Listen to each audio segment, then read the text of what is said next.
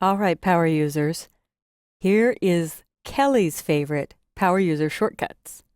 Without touching my mouse, I'm going to hit the letter M for marquee. And I'll click and drag to make a rectangular marquee. Command D on the Mac will deselect, or Control D on Windows. If I want to switch from rectangular to elliptical marquee, Shift M will switch to elliptical. And let's imagine I want to select this lemon. So I click and drag, but I missed. I'm not getting the lemon perfectly. Without letting your mouse go, hold down the space bar and it lets me move. I still haven't let go of my mouse, but I let go of the space bar with my mouse still held down, and I'll click and drag again. Space bar to move, let go of space bar to size. So to do that whole portion of selecting this lemon, make sure you never let your mouse go once you start. That is immensely helpful if my goal was to get these two lemons to use as an accent in a piece. If I need to add to a selection, Shift always adds. But when I hold down Shift and start way up here to click and drag and select, I rarely start in the right spot. So I'm keeping Shift held down, I'm keeping my mouse held down, and I add spacebar into that. Let go of only spacebar, but Shift and my mouse are still down, and I can stretch. Hold down spacebar to move, let go of spacebar, but keep Shift and your mouse button down, and you'll have a great selection of these two lemons. So I could choose Edit, Copy, File, New, 2 lemons, and click OK. I will paste, and there are my 2 lemons. Now this doesn't have the detail I'm looking for, but just an illustration on how I use selections and add to selections that get 2 elliptical selections that are aligned the way I want them to by using that spacebar trick. Now here's another note. If I want to move the lemons, right now I have layer 1, I'm going to name it lemons or 2 lemons.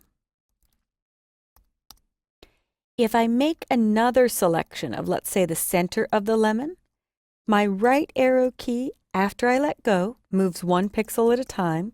Left arrow goes back, up and down arrows work.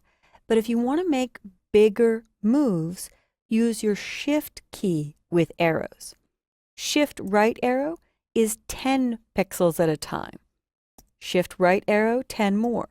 So Shift and your arrows move 10 at a time, where if I don't use Shift and just use my arrows, it only moves 1 pixel at a time. Shift always adds to a selection, so if I want more circles, Shift, Shift, and then I have 3 that I might be using to make a pattern.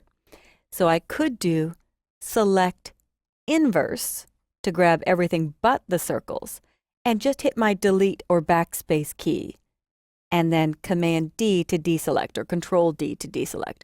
And there's an interesting web pattern that I may want to use as the background for something. Now I've talked about deselect, I've talked about Shift to add to a selection. Maybe you want to subtract from a selection. I'll go back to my lemonade, and let's imagine I want to get just this spout. So I hit Command D on the Mac to deselect, or Control D on Windows to deselect. I will switch to my Quick Selection tool, and I will use my right bracket key. The brackets are next to the letter P on your keyboard. Right bracket makes the brush bigger, left bracket makes it smaller. So 15, right bracket 20, right bracket 25, and now I can paint a good selection in of just this spout. And if you want to get very careful edges, you would go smaller.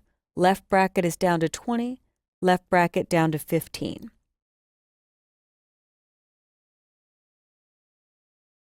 And I'm pretty close with this. Option on the Mac or Alt on Windows will tighten up the selection.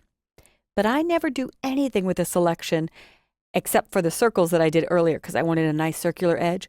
I never do anything with an object that I'm selecting until I run Refine Edge.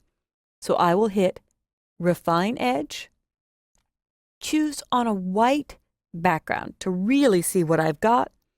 And since this is an object, I will do a lot of smoothing. There we go. And help the contrast. Nice, sharper, smoother edge. And maybe I'll contract it a little bit. Sorry, not contrast, that's for sharper edges, but shift edge to contract or tighten a little bit. So if I look at this before I'm finished, you have to be careful with smoothing. Smoothing may round off too many shapes where it doesn't look true to its original shape. So I'll dial smoothing back down until it doesn't round into the corners. Some corner rounding or cutting off will happen with smoothing, so just be careful about how you use it. You can combine smoothing and contrast to get a much better selection, or I could clean up that little bump before I started. But if I check Show Original,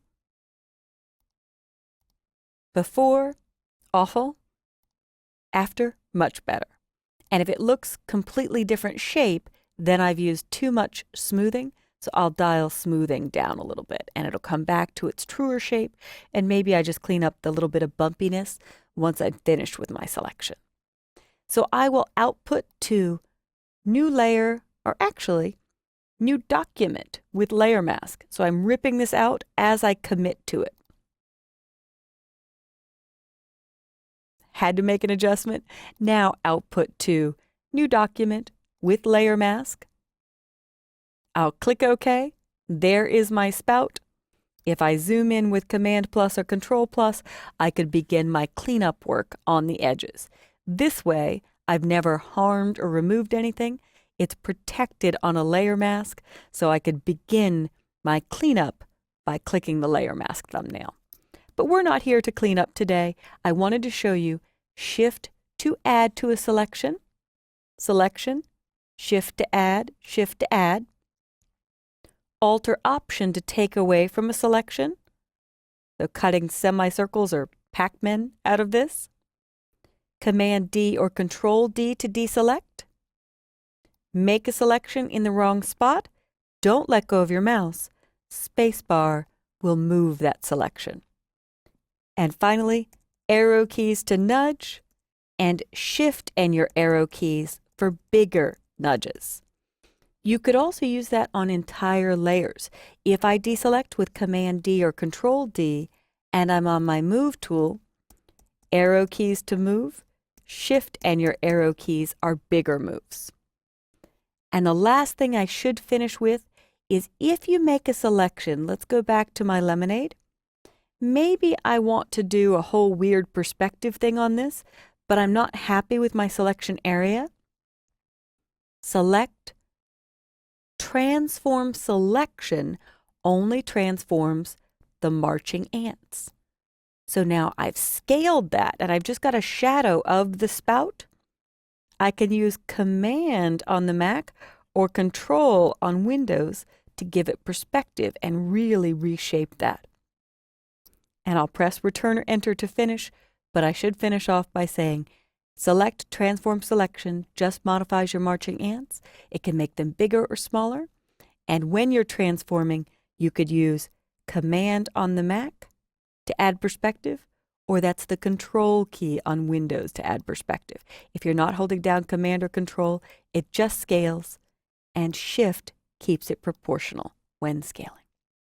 So power users, get out there and try all the shortcuts with any of your images, but practice with the elliptical marquee, rectangular marquee. I'll apply these changes.